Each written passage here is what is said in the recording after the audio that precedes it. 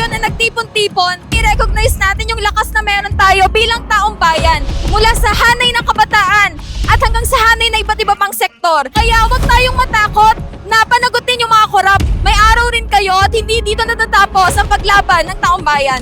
Tama na, sobra na, ibalik niyo yung para sa bayan! At dapat gawin sa mga kurakot, gawin semento.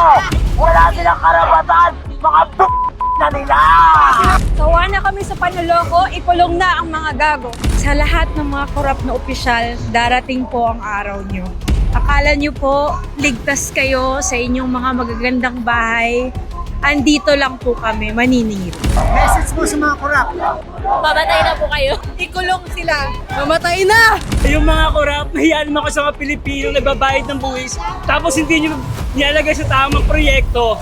Naniningil na ang taong bayan sa mga mapagsamantala sa kapangyarihan, sa mga magnanakaw ng pera ng bayan at sa mga politikong nagpapanggap na mabuti pero wala naman talagang pakialam sa mga nahihirapan. Nagkamali ang mga abusado at mandarambong sa pag-aakalang hindi sila mapapanagot sa kanilang mga kasalanan at habang buhay na ang kanilang kapangyarihan. Sabi nga, the writing is on the wall. Galit na galit ang taong bayan, parang bulkan na nag-iipon ng matinding init sa loob at sasabog sa takdang panahon. Hindi tayo papayag sa takipan at kunwa-kunwari ang investigasyon. Dapat lahat ng sangkot ay makasuhan.